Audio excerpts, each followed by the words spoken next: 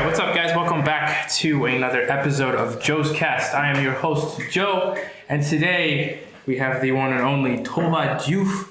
We're going to be talking about a broad spectrum of topics, but this is the podcast where I talk with friends and family about anything and everything in order to elevate young people around the world on issues and topics. So, without further ado, Tovah, you mind introducing yourself? Okay. Hello, my name is Tovah. I am 22 years old. I don't know what to say. It's like that. You're a student. I study architecture. Yeah. She builds houses. Well, she wants to build houses. Yeah, I want to. Not yet. Okay, nice. Okay. Why architecture? I don't know anymore. Oh, Lord. Okay. Yeah, let's not go there. I don't know. No money, no fame. Is it a rich job? It is a rich job, but it takes a long time. Time that I don't. Wait, longer than doctors? Yeah. Really? Yeah, it takes you to 5-7 years. Wait, are we talking doctorate and masters, or are we just talking bachelor's here? No. When you have your master's, right, it takes you approximately 7 years to start making serious money. Okay, so... Oh, no, I'm talking about the school length. That's 5 years. Okay, so doctors is still longer. Yeah. Okay, but until you can actually start making decent money, it takes a while. Yeah. Okay. Do you consider yourself a creative person? I feel like that's a very creative job to jump into. Yeah, except it's not that creative. It isn't? No. Really? Yeah. Like having to learn the topography and what type of buildings and what type of wood to use, go to the locations, all that good jazz? It's not fun, first of all. And it's not creative. You have to follow a bunch of rules, a lot of rules. Okay, I'm talking about the creative process of building a house or whatever. It is creative, but it's not fun, at least for me. Okay. Well, I don't know. I guess you make it work or you figure out something. Yeah. Till this day, I am still trying to find architecture memes to send to you. Yeah. Just because of that one post that you sent to me. I saw some, and I wanted to send them to you, but if I did, you would know the account, and then no. Oh my goodness. No, you should. I think those are funny. I think when you can, especially with hobbies, when you can joke around with them, I don't know, it's just fun. Because, I don't know, when I picture an architect, right, it's like somebody in a suit and tie, and they were good in art school, or they're very good in articulation, I don't know, what does art, I don't know. Okay, half the people in my class don't know how to draw. Okay. Oh, actually, that's actually fine. Because, right now, AI is absolutely taking over. I don't know, you might be out of a job by the time you're done with school. Okay, so we all use AI now. Yes. For, everything. Yeah. Yep. So we don't have to study anymore. Okay, no.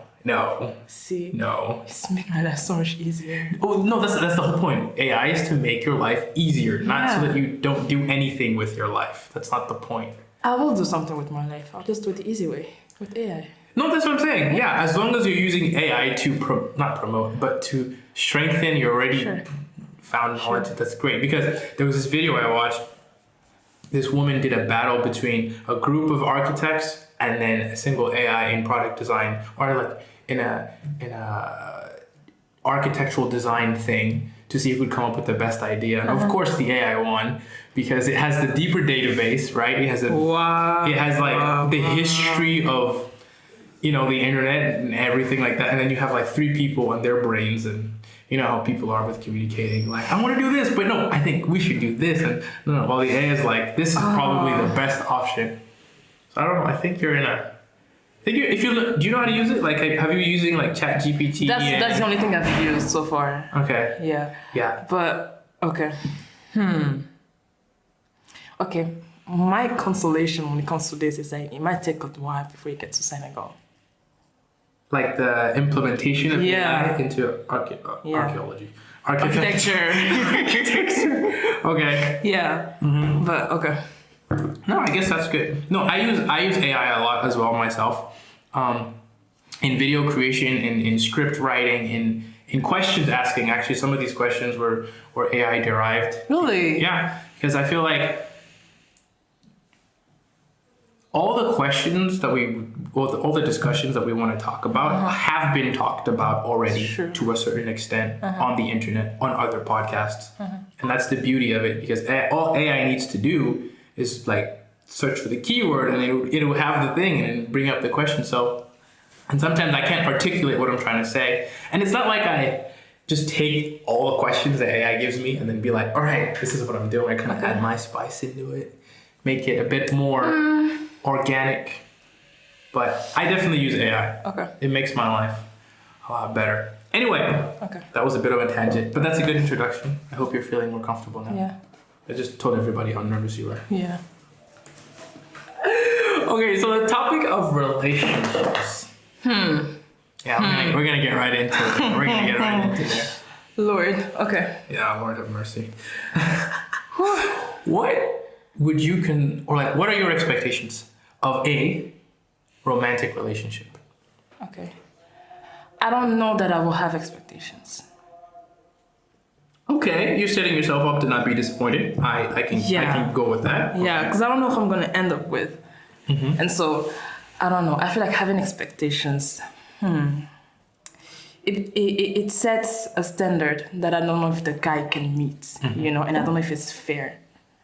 Can't you lower those expectations? Like if you, for example, if you have a set of expectations, which you said you don't, but let's say you did. Okay. And then you said, oh no, I'm like setting the bar way too high. Couldn't you like have it or like... Okay. Standards. I have standards. Okay. Okay, I don't have expectations. Okay. Well, no, what's the difference for you between a standard and an expectation? Okay, standards is this is how it should be. Expectations would be this is what I expect you to do and provide in a relationship. Okay. It's like what he brings to the table versus what you bring to the table. Well, not versus, but... Kinda, yeah. Kind of. Experimental comme ça, yeah. Okay. I guess, okay, so like, friendships, do you have expectations in friendships? I would expect the person to be intentional. That's about it. Okay, so you do have expectations. Yeah. Okay.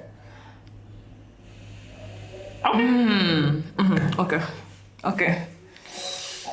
Oh, I'm trying to difference between expectations and standards. Yes. It's a little bit blurry for me now. Okay. But I know that in my head, I don't want to have expectations for my next relationship. For your next relationship. Yeah. But you want to have standards. Yes. What would be some standards, for example?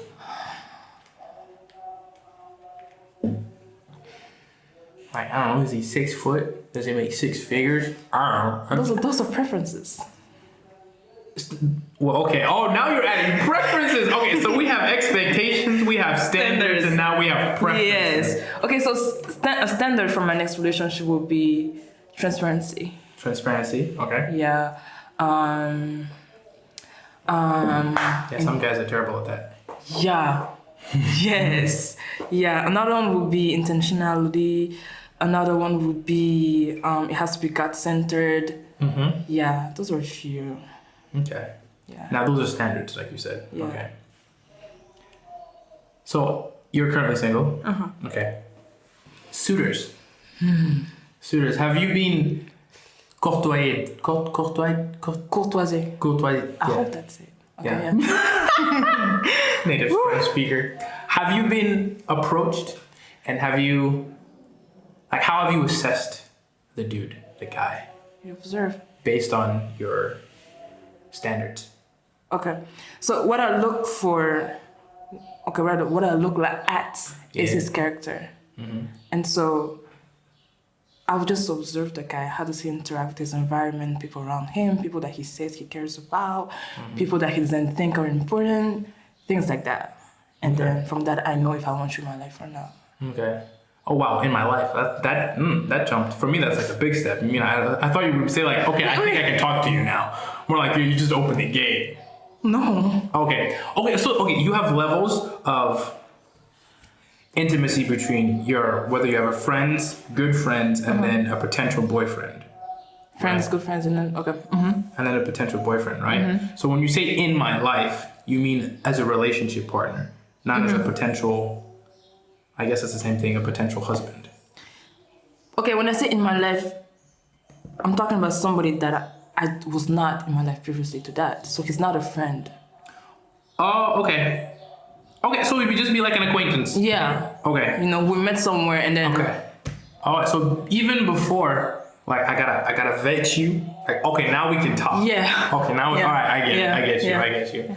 No, I think it's very important, especially nowadays, where there's so many toxic relationships. There's so many ulterior motives to relationships, to where you can supposedly know something about somebody and it's completely not what you thought. Just because you're blinded by his muscles, his hair, I don't know, whatever kind of kink you have, and sometimes we realize too late, wait a minute, like this guy has nothing that I want, and it's like, now I'd be like, I don't want to do this anymore. And he's like, what is it? You know, so it's definitely important to be able to do that. Nice. Do you do that? Like, are you easily blinded by what you see and then you can't see the red flags? It used to be blind for me, for sure. Okay. It was definitely more of a physical attraction than it was getting to know the person, like, spiritually, mentally, and intellectually as well. But then, over time, thank God it evolved. Okay. Because as much as some guys are sleazebags when it comes to relationships, some girls are also very manipulative when it comes to relationships. And when you don't realize that, and not to put men on a pedestal here, but we're very easily manipulated most of the time when it comes to when it comes to a pretty woman approaching us or us approaching somebody that we consider pretty.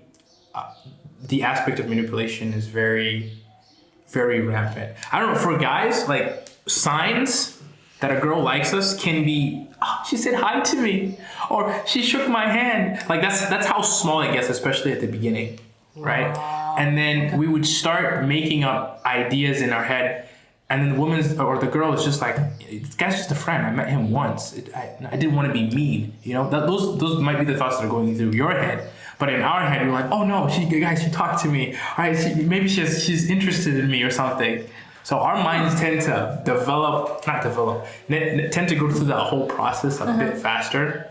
And that does cause a lot of heartache and does break a lot of relationships earlier on because of our, I don't know, captivatedness by...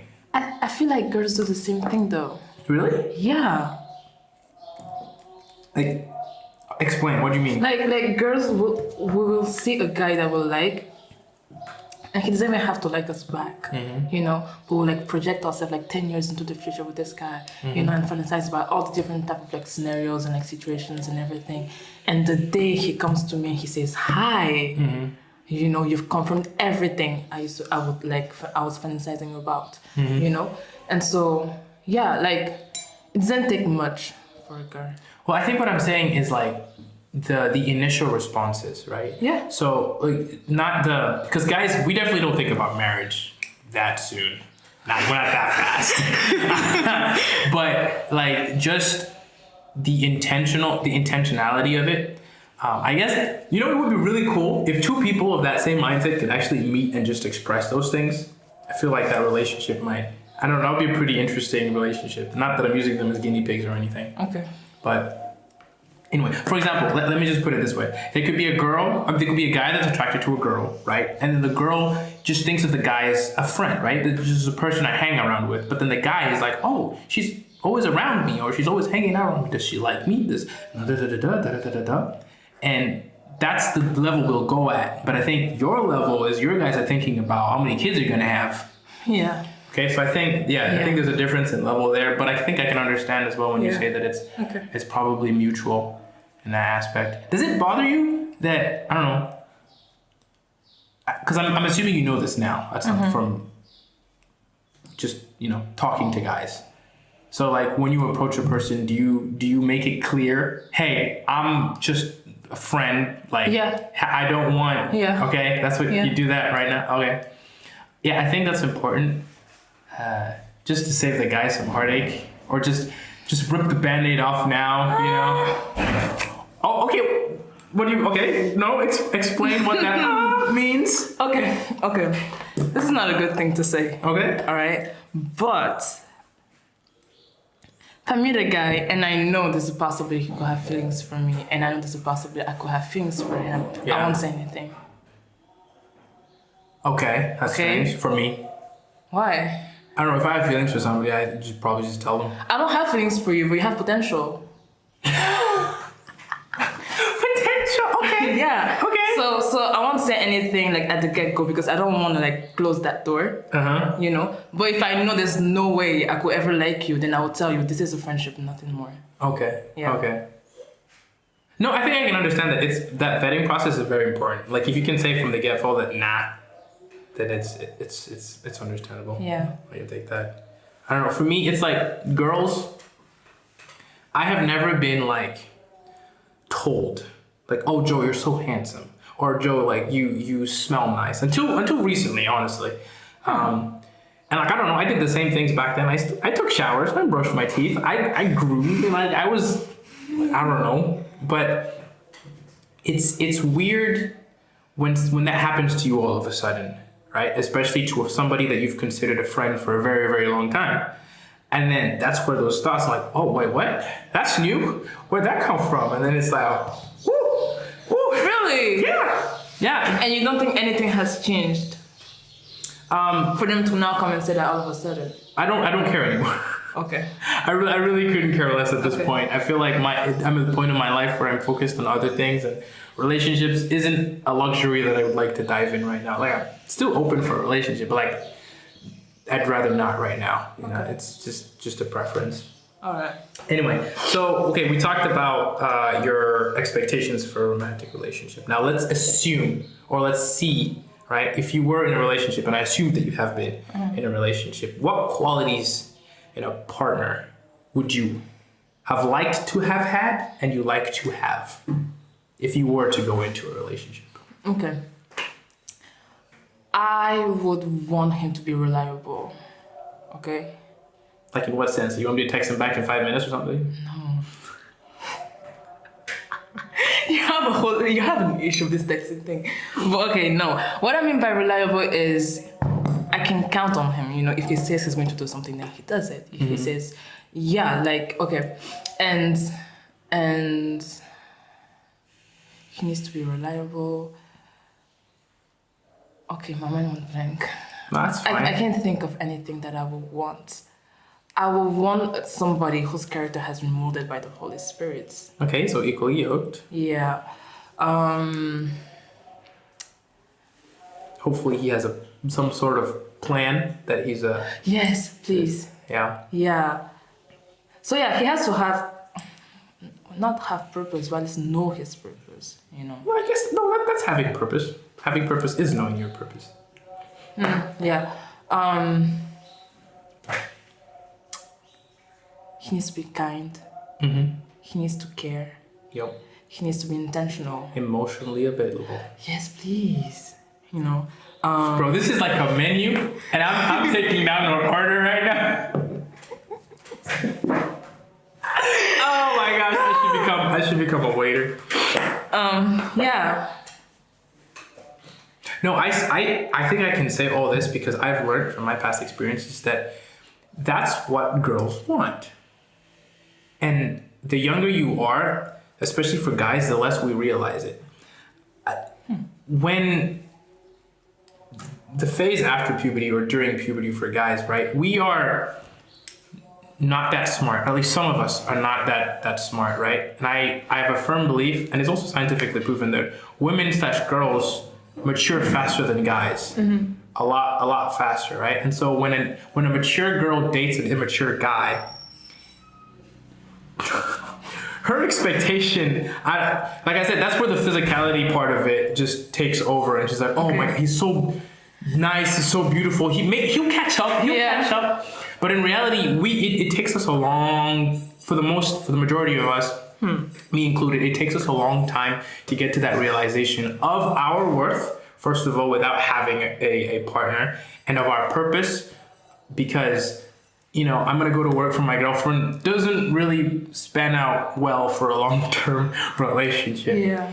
And so I have learned for me personally that these are at least what a woman is expecting in a long-term relationship, especially a long-term committed relationship, are those things: emotional availability, vulnerability, intimacy, caringness, kindness, all the characteristics of a man of God, per se. That in itself, like, I don't know, it draws women towards that type of character. And I think it's very important because, one, I didn't have many like father figures like in my life to like emulate that. I mean, my dad was great, don't get me wrong, but he worked all the time, and I can't put that against him. What I had was YouTube on the freaking internet, which is the worst teacher in the world, right? And I also had my experiences with dating people which also didn't work, because when you give your heart to somebody and then you end up breaking away, that person takes a piece of you, kind of. So it wasn't the best learning experience, but I've come to learn now that women need things, but also men need things as well. Yeah. So what do you think from your experience? Not saying that but what do you think men need? If they've ever said this. Because I don't think most men don't. Most guys don't. What I've heard guys say that they want or need is they want a safe space, they want to be respected, they want to be honored. Yeah, I don't think I've heard more than that. Yeah, I put it this way. We want somebody who resembles our mom. Or like we not in a mommy's boy, or not in a, I don't know, pampered boy. But a lot of us look for our mothers in our potential partners, in the aspect of the caringness, in the aspect of the peace that they bring, and the aspect of the support. Like, nothing feels better to hear from your girl, "Oh, you did a great job, I'm proud of you, da-da-dee, da-da-da." And yeah, the respect part is really, really, really big, especially in the area of marriage. And it, for a guy, like, knowing that that's my girl, you know, it's I don't know, it's nice. It's a status sign. And here's another thing. When a girl disrespects a man in front of his boys, Lord have mercy. Oh my gosh. Oh, wow. I cannot tell you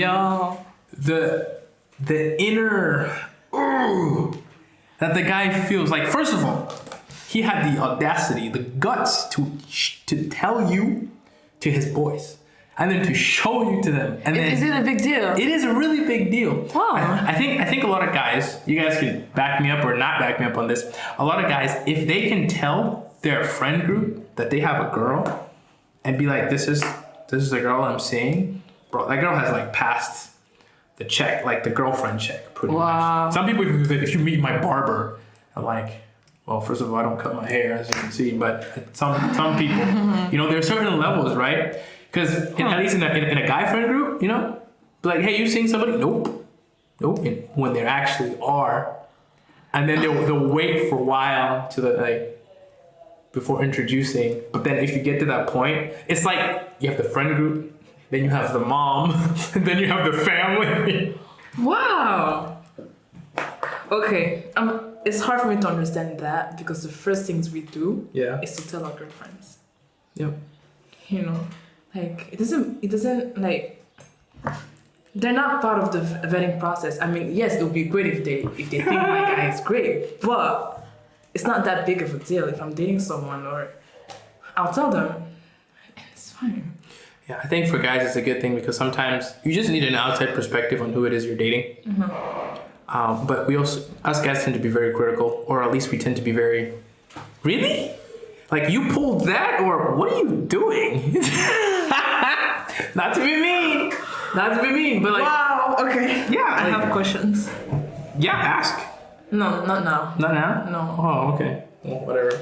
Anyway, so to you, how important is communication in a relationship? Important. How important? Like, what levels are we talking about here? Like, hey, I'm on the toilet taking a dump. See, there are levels to this. Okay. Okay. Explain. The more intimate you are with the person, the more easy it is to communicate. And I think that you become that intimate through communication. Okay. You know? So I had this conversation with a pastor, right? And he said that Adam and Eve in the garden, right, were naked. N'est-ce pas? And he says that c'est ça qui a construit leur intimité, in a sense, because they were naked physically, but then they were naked in their heads, you know, and spiritually and everything, you know. And you can only be naked in your head and spiritually if you talk, right, converse and communicate and all of that, right? So my goal in my relationship, my marriage, is to be naked, you know, and I think you should say transparent. yeah, just right. Because some of our worldly viewers are gonna think of other activities. Okay. Wow. Okay. Yeah. So yeah, it goes back to transparency, right? And yeah, I think that the main way to get there is to communicate effectively, right? And so that's how important it is for me. Okay. Yeah, it's vital. And I think with guys it comes a lot harder. I'm sorry. We are thick-headed. We are very simple where we don't think necessarily that far ahead. Right? For example, my first encounter with emotional vulnerability was somebody asking me, "Are you okay?" And I'm like, "Yeah." Like, "Are you really okay?" I'm like, "Yes, I am." Like, "Are you sure?" I'm like, "Yes, I am sure that I'm okay." And then I look at myself and I'm like, "I am okay, right? Like, I think I'm okay, right? Right?" Do you not have conversations with yourself about what's going on inside of you? And no. Okay. Most of the time, I sit down, I just look at my life. I look at the way I'm doing. Now, I didn't do this before. I look at my life, I look at what I'm doing, I look at what I did, how it affects me, da-da-da-da-da. Before, I'd just wake up, have a cup of coffee, go about my day, somebody insults me, I'd be like, "What?" And then keep going with my day, whatever. Like, it wasn't like a deep-seated internal, "Joe, are you really okay right now?" Yeah. Like, this person went after your... No, I didn't do that before. Okay. So, moving forward, how would you handle conflict in a relationship? I'm the kind of person who just likes to talk about it. Talk about it? Yeah, right there and then. You are unlucky because most guys don't. I know.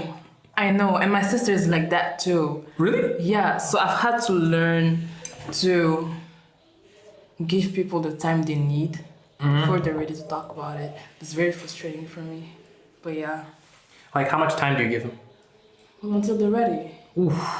What if it takes a week? It doesn't usually take a week. Okay. What if it takes like 2 days? That's fine.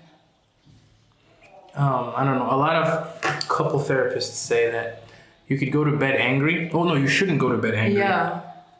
And at some point you need to talk it out anyway. But then again, you know, there's this whole concept of you don't like it when men withdraw. Or at least you can you deal with it to a certain extent? Would you be able to deal with it? I don't know. I honestly can't tell you. I'm okay with giving you space to deal with whatever you need to deal with. Yeah. But I don't think it's fair to withdraw. Okay, so you'd be compassionate enough to know that, all right, this is what he needs to do right now, but this is not the formula for success. Yeah. Yeah, I think guys have a harder time because I don't know if you know this, but being a guy pretty much means that you don't show emotion, you don't cry, you don't ask for help, or at least that's the perceptions that we get a lot growing up. So when a big part of relationships is that intimacy, is that vulnerability. So when it comes to being vulnerable and open to somebody, we need to be taught that. And unfortunately, that does fall on you when you enter a relationship with that. Or unless, if you're lucky, or whoever taught us before that. Yeah, I would really like for him to figure that out before we date or get married. No, I think that's valid. I think most guys out there need to do their due diligence in how to treat a woman in a relationship. And don't get me wrong, you know, like I'm not saying that you guys are perfect either.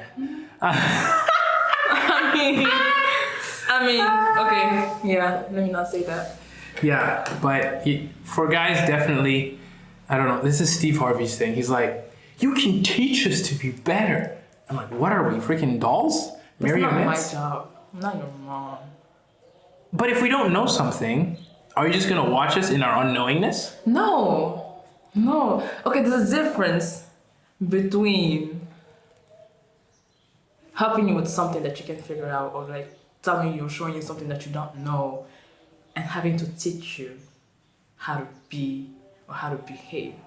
It's not teaching us how to behave. It's teaching us how to respond to the emotion of arguing. Okay. Because, like, I don't know, from my experience, I used to withdraw, right? And the person I was with at the time, it's unfair, that's true, had to take more time to be able to, okay, what are you feeling? Like, can you explain it? Can you put it in words? Like, I don't know, what can we do to make this blah, blah, blah, blah? Because that person was invested in the relationship, and I was too. I just was taught and brought up that I don't do this, right? This is not normal for me. So it's uncomfortable. I don't know, get somebody to do something that's uncomfortable is very hard, even though the partner is doing an uncomfortable thing, you know. But like, a relationship is a two-person thing. Mm-hmm. And I do believe that at some point, the guy will be of help to you in some other way. Or like, he will at least teach you something. Yeah. I hope, because none of you or none of us know everything about relationships, and it's very, I don't know, it's very complicated. So, do you know your love language? Or do you believe in love languages? I do. Do you want to know how I show or give love, or how I like to receive? Both. Okay. So I give love by giving, basically. Mm-hmm. So I will say acts of service and gifts. Mm-hmm. And I like to receive through quality time, physical touch, and words of affirmation. Okay. Yeah. And like, was this something you learned over time, or is this something you knew straight off? Like, this is how I like to feel loved, and this is how I show my love to people. I knew how I like to show people that I love them, mm-hmm. but I had to learn how I like to receive love. Mm-hmm. Yeah. Okay. No, I love languages. I think I saw a video. Somebody said that he doesn't believe in love languages because everybody wants to be loved and everybody wants to be understood. Like, he boiled it down to those two things. And it makes sense. It does. It really does. But then one of my elderly friends like, yes, that's true, but how is also important. Yeah. Because you could be showing love to somebody, which is great, but you could be doing that more effectively in a specific targeted way. Yeah. So it's good to see that, yes, you can water it down, but then you can also be more specific. I would say, I don't know, I like giving gifts, and I like quality time or conversation. I have become a conversationalist. Realize this. My debates with Uriel have gotten so like, I don't know, not professional, but a lot. Wow. Do you guys converse every day? Pretty much, yeah. Okay. I think at this point, every time that I'm here, I make it a point to disturb her at least maybe 1 to 3 times a day. That's a lot. Yeah. Wow. I don't know, it gets her brain flowing, it gets my brain flowing, because like, I consume a lot of information, sometimes a lot of useless information. Like the one about Adam and Eve that I told you that one time, bro. That one is so good. What I said last time was, and I saw this one on the internet, it was the reason why men should be the providers of... This is still not fair. And I don't think this should be brought up right now. Okay. The reason why men should be providers for the family is because what happened the first time when the woman provided for the man? I won't say anything else. You can go look it up for yourself. But I don't know. That's just, I don't know. It's just fun. I just like it. It's just great. You're the only one laughing. Because I find it so true and so funny. I told my dad, and he was like, it was amazing. Even my mom laughed when I told her that. So, alone time. Personal space. How valuable is that, and how much of it are you expecting in a relationship? I don't know how much of it I'm expecting, but I know that I need it. You know, I don't want to lose my sense of self. You know, so yeah, I like my space. I like my alone time. I want to be able to think, talk to myself, you know, all those things. And yeah, I don't know. Like if taking time away from like not texting, not calling, like not seeing the person, like how extreme are we talking about here? I don't believe that we have to text every day, and I don't believe we have to call every day. 100%. Okay. I think we have to be intentional by spending time together, but I don't know. I don't want to say that it's not that important. No, I understand what you're saying. You're not married yet. Yes. So because I'm not married to you, right? Like, yes, let's be in a relationship, but we're not there yet. For sure. No, it makes sense. I think what it is once again, seasons. Yeah. There's a honeymoon phase of the relationship where you can't get enough of each other. You're texting each other, calling each other, blah, blah, blah. But funny thing is, you both have jobs, hopefully. You both have school. You both have other friends that you're seeing as well. And sometimes a good morning text is not as important as sleep. Yes, please. Or like, hey, I'm gonna hang out with my mom, or I'm gonna go to the movies with my friends, and da-da-da-da. I think I had to learn and understand that I can't hog up all your time, and you can't hog up all of mine, and you can't be like, for example, like the texting thing that we joke about, like you guys take days to answer. You and Udia, I'd be like, hey, can I borrow this? Like 3 days later, oh yeah, you can. I don't need it anymore. It takes energy, okay, to answer, and I still haven't answered your text. You still haven't. But I was intentional enough to send the first text. I know, right? I was like, what in the world is happening? Okay, so who kidnapped her and where did? Oh please. But anyways, Yo. Yeah. Honestly, like in my WhatsApp, I have archived everybody. Yeah. Except for my mom and my sisters, you know, because it stresses me. So I can't imagine having somebody in my life that requires me to text them every day or call them every day. And I don't like late night calls because I want to sleep. And I don't call me early in the morning because I like to sleep or I have something to do. Yeah. You know, I just don't think it's that important. You know, but yeah. Yeah, no, this is all the things of self-discovery and knowing what makes you happy and knowing what pleases you while still wanting to be in a relationship with somebody. And also, like, a guy can't treat you like a wife. You haven't put a ringer on it, kind of thing, you know. Okay, why are you laughing? I don't know, because many people say, right, that you can only, I mean, I understand this, you can only do certain things when you're in certain phases of the relationship. And I completely agree with that. But then I've seen so many videos, you know what gold diggers are? Like, you can't do this if you put a ring on it. And I'm like, woman, what? Okay, yeah, I shouldn't have asked. Yeah. But that's where I'm going about with it.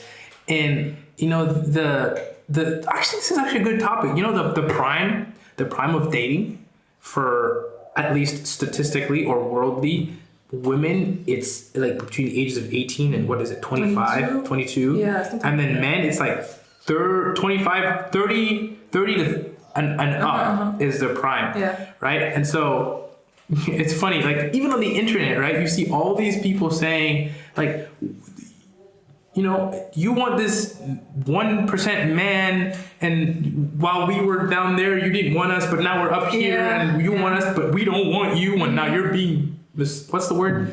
Misogynistic, you're toxic, masculinity. It's like, okay. Wow, that's just like a whole brain. So like, what is your? I think you even asked me this one time. Do guys, what's the word? Do guys favor purity? And like, I guess that has a lot to do with the season, because some people, in their prime, they like to take advantage of it. You know, and so like, what is your take on the whole prime thing? Like, do you think it's evident? Do you think it's a thing? Do you think it matters? Because think about it, right? Will a woman who's in her prime date a guy who doesn't have a plan yet, but is willing to, who knows that he can get to that level. She just has to stick with him. Okay. This is my point of view, right? I think. Do you want my Christian perspective? Give me both, honestly. I think it's a good comparison. Okay. I think that any girl in the world would not think that that's an investment she wants to make right now when she can have better. Mm-hmm. You know? I think that a Christian woman who understands purpose, if this guy has purpose and it's aligned with hers, then why not? What's stopping you? I mean, are you dating that person, or are you wanting to get married to this person because of what he has, or because of what you guys can accomplish together and what the calling that God has assigned you guys? Yeah. You know, I think that's what you should be looking at and not what he has, right? But then somebody from the world doesn't have that perspective, so she will look at what he has and what he can offer, what he can bring to the table, and all of those things. But yeah. I can just picture somebody saying, so you're saying I have to be Christian to date someone? No, that is not what I'm saying. That's not what I'm saying. That's such a common thing. Like, I have to be Christian. No, that's not true. Some women stick with men for a very, very long time. And the saying that I like is, if you can't be with me when I'm broke, then you don't deserve to be with me when I'm rich. That is true. But then, guys, y'all will date this girl when you're broke, okay? And she'll do everything that she needs to do for you guys, and she'll be everything that you guys need her to be. And then when you get rich and you have options, you bounce. Yeah, commitment, yeah. Okay. Yeah, that's a whole issue in itself. And that talks to the idea that when men sleep around, they're Chad. When women sleep around, they're not. I'm not going to say that word, those words. I don't know. You guys don't have a friendly term for that word. We have Chads, you know, but you guys don't.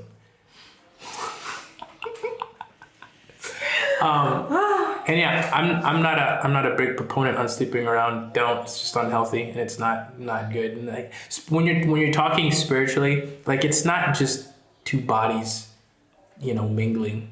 It's your souls mingling, and it's a lot more dangerous than you think. Yes. And a lot of people don't understand that. And it honestly, I think it even goes beyond the Christian bubble in terms of it. Like, your sister got me onto this guy called Robert Madu.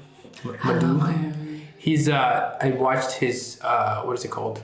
Build to Last episode, which was very, very powerful. And at the end, he had this description of the way relationships and marriages are built in this upside down triangle where everything is built on top of sex, and then the spirituality, which is the biggest thing, is the last thing. Yeah.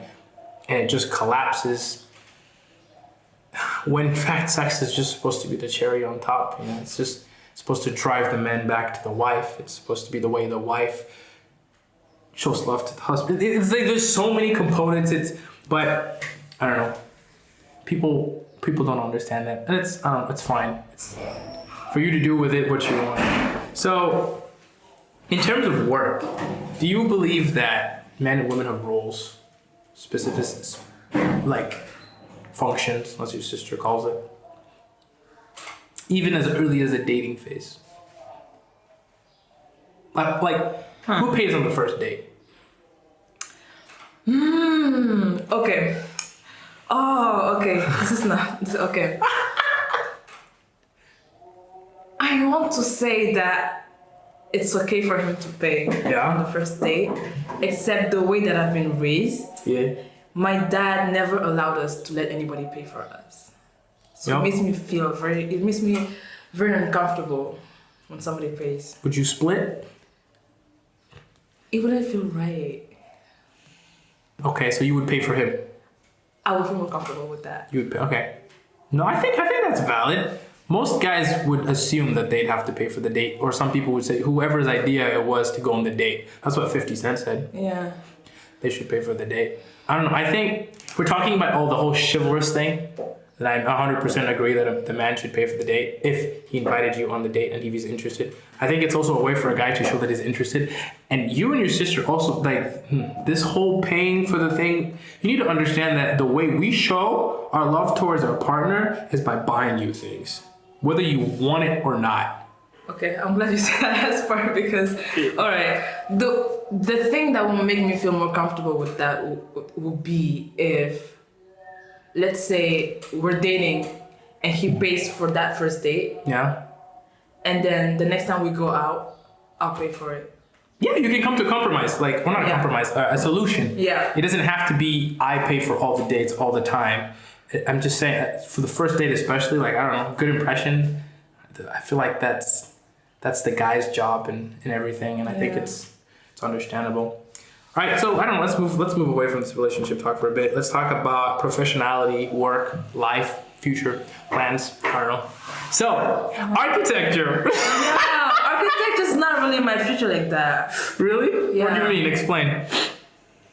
I was excited about it when I went to school. Like everybody. Yeah. No, not so much. I don't know. I don't see myself practicing architecture for that long after school. I think it'll be my way to make money, and then I'll figure out what I really want to do, and then do that. So what would you say is a smart thing to do for someone who's interested in architecture, but they might have a change of heart like you? Like what would you tell them before they sign up for this class? Internship? Yeah. Wait, before or during? Before. So you're talking about doing an internship before entering into college to major in that aspect. Why? Just to see if you like that. If you like the working atmosphere, and then you have a chance to observe what people do, how they do it, and if that's something you want to do later. Mm-hmm. But yeah. So you opt out of it because I just don't like it. You just don't like it? Yeah, it tires me. So that's why you don't, because it's tiring. It's tiring. It's not fulfilling for me. Okay. Yeah. Do you have a different aspiration now, or is? So I started working as a community manager for like 2 years ago, and I really like that. So I might try to explore that when I'm done with school. Didn't you also do social media as well? That's what community manager is. Okay. Can I hire you? Can I hire you? Are you willing to pay? Yeah. Sure. Yeah. I literally said hire you, not can I borrow you. Yeah, well, okay, we're in Senegal, déjà, okay? So. Yeah, no, I'm thinking of the longevity of my own projects, and it's I do well by myself, but I could go further with more people, at least with delegation of things. At least as a self-run, whatever the heck it is I'm doing, I don't know. I've learned that I can't do everything by myself. Ciao. And some people do things better than me. Because they're just better at me at that. Okay. For example, social media management. My spelling is horrible. Yes! I've always wanted to tell you that. What was that yes? Child, can you spell when you text people? I can't be bothered sometimes. No, please be bothered. I feel like my point gets across. Do you know how many times I've had to sit behind my phone and ask my sister, what do you think he meant by that? What do you think he meant? Now, what did he spell wrong? No, I know what. It's not even that you spell wrong. You miss whole phrases. It's because I'm thinking too fast. My brain's just that fast. Well, now you know. Yeah. So, okay, I guess moving on. Live in. Do you know where you want to live later on? Is it still in Senegal? Right now, I like the car. You like the car? I hate it. Fun. I just hate it. Why? It's terrible. I mean, I only go there for one thing. But life there is just so, I don't know, such a city. I don't like it. Do you like Chess better? Yeah, it's calmer. I mean, calm, yes, but that car is nice. It's fun. Yeah, Dakar is the capital of Senegal, for those of you who don't know. And it's kind of what would you say the closest resemblance? LA? I have no idea. I don't know. Like a bustling city, you know, you can go around the corner and you can find something cool to do, or you can go out with friends. Yeah. You find something cool to do there. You can't do that in Just. No, you can't. There's only this one broken down go-kart place. Yeah, don't go. They have like this grill on the top, and like they have this hook that attaches to the car, and then so like the electricity, it goes with the grill, then it goes to the stick, and then it drives it. So you have no brakes. Wow. Okay. Yeah. No, I'm good. There's a reason I never went there. Oh my goodnesses. So I guess I don't know. I'm gonna ask you a faith question. What do you think is your hardest experience faith-wise in a non-Christian context, like in a non-Christian environment, school, for example? Okay, I'm not understanding your question. So, like, what do you think was your hardest thing to deal with as a Christian in your non-Christian environment? I think the hardest thing for me to do was to show up in all of my Christian self. So not be fake or not wear masks. Yeah, it's things that I'm not sure I can say because then I'll have to explain, and then I don't have time to go that. It's a lot. Yeah, I realize that I like explaining things now, so I don't really care most of the time. You do explain a lot. I'll make time to make sure that you understand my point of view. Okay, so going in all of yourself, what's the biggest lesson you've taken from your non-Christian environment that has helped you in your faith? They're not ashamed of what they are, and they're not ashamed of what they believe in, and they will gladly shove it down your face. So here, have a piece of my belief. Oh, things they were. Yeah. Okay, no, I think I don't know. So like I told you about my first experience in the States, right? Like encountering like the LGBTQ and that whole sphere was very, very shocking for me. I had never experienced it before, and my response was just like jaw dropping, and I had to learn like with certain terms you can say that you can't say, and certain you had to call them specifically in this way and that way. And I remember getting to many conversations about gender and what that is and who created it and what's the purpose of it. And it's like, I don't know. But I was really happy that I was like had some foundation already, like knowing that there's only two genders, and you can debate me on that fact as much as you want. But that it is what it is. Have you had to deal with people of different genders, or like people of different pronouns, or? Yeah. Well, only one. Okay. And he's in my class. Okay. Yeah. And he identifies as non-binary. And I don't know how much tolerance I should have. You know, I don't know what's the limit, especially as a Christian. You know, I don't want to shove my belief down your face, but there's also common sense. Yeah. You know, and it's like, let's not fool ourselves. Oh no, you're a guy. You know, so, and we're cool. It's like we're not in conflict about that, but it's. You respect each other's points of view. But it's like, can I respect lack of common sense? I want to be understanding. I want to be compassionate. I want to have empathy for you and all of that. But some things are just too much. You know. So there's that. No, I think it's understandable. Common sense is something that you shouldn't need to debate about. But I think the most important thing is they can believe whatever it is that they want to believe, and you're allowed to believe whatever it is you want to believe, and nobody should be shoving it down your throat. But I think the tricky thing as a Christian is we are called to, I was going to say rebuke, but that is the word. That is the word.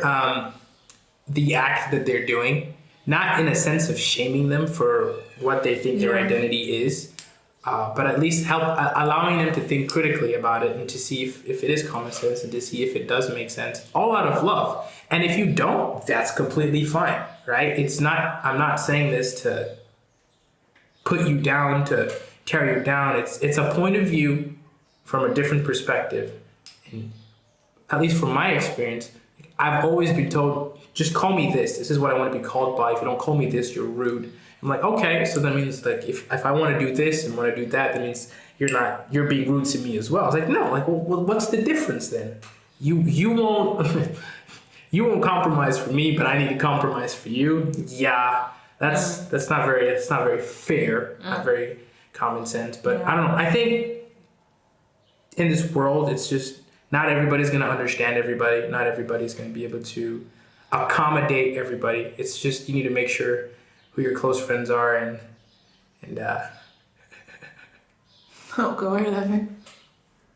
I don't know, like my concept of I don't really believe in close friends. I just believe that you have friends and then you have that's it, you just have friends. I don't think there's a hierarchy. Like either you have friends and you have your family. Okay. Like the best friend aspect, to me that's just like a partner. That is accurate. Yeah. That is accurate. I don't believe that anybody else than your partner should be your best friend. Yeah, I had a friend who's like, no, I have different tiers of friends. I have like acquaintances. I have like somebody who I've only like met a couple of times that I'm like on talking terms with. I don't know what the person called that. And then I have like my inner circle, and then I have like my family, and then I have like God. I'm like, okay, cool. That's I mean, I don't know. It makes sense to them. Like if it works for you, it works for you. Yeah. Right. So yeah, I think that about wraps it for today's episode. Thank you so much for talking about me. I think we jumped around a lot everywhere, but I think it's still good information. It was a good talk. I hope you, I don't know, enjoyed yourself. Yes. Would you, if you had a second chance, would you come back? Sure. Would the topic depend, or is it just? It will depend on the topic, yeah. It depends on the topic. Yeah. Okay, I'm gonna make sure to choose a nice spicy one for you next time. Okay. I really don't know what you define as spicy, but okay. They can be spicy ones. I don't know what you're talking about. Huh. Okay. All right. Thank you for watching. And so I do this every time. So I let the host decide the thumbnail picture. So we've had just a straight up staring at the picture. You don't have a mug, so we can't do the mug chain. My brother, we pretended like we were fighting. I don't know. Do you have some funky idea or no? No. You just want to look at the camera. Sure. And smile. Sure. Are you smiling? Thank you so much, Tovah. And hopefully we get to do this again. I don't know. It was fun. I enjoyed myself. I did enjoy myself.